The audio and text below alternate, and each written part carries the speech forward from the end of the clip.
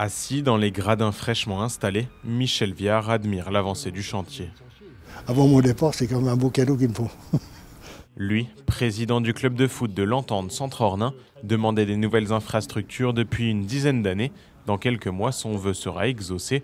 Le CO aura un tout nouveau complexe à la hauteur de son développement sportif. Donc on est en R2, ce que je recherchais depuis le début. On a mis 7-8 ans avant d'y arriver. On a nos jeunes derrière, formons nos jeunes, qu'on n'ait pas besoin de mercenaires où on a besoin de rémunérer. Donc, et on verra petit à petit comment on peut. Mais on a une équipe de quoi ne pas faire rougir les installations comme on a. Sous cette tribune de 250 places, les vestiaires sont encore en cours de finition.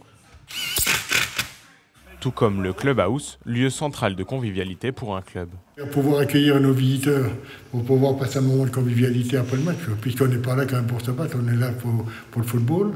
Respect des adversaires et la convivialité après quoi. Que l'on gagne ou qu'on perde, mais surtout qu'on gagne. Une billetterie a même été installée à l'entrée. Chacun espère voir ici de grands événements à l'avenir.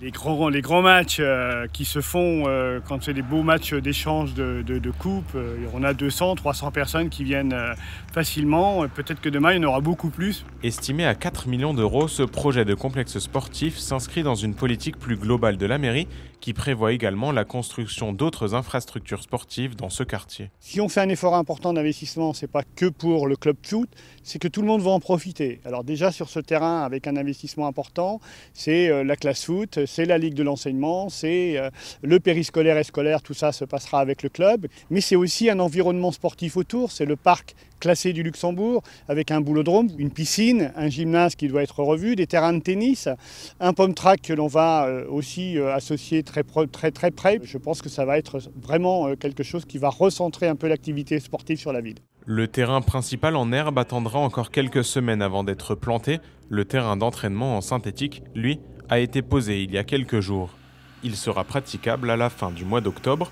L'inauguration officielle du complexe est prévue pour mai 2025, avec comme invités de grands noms du football français.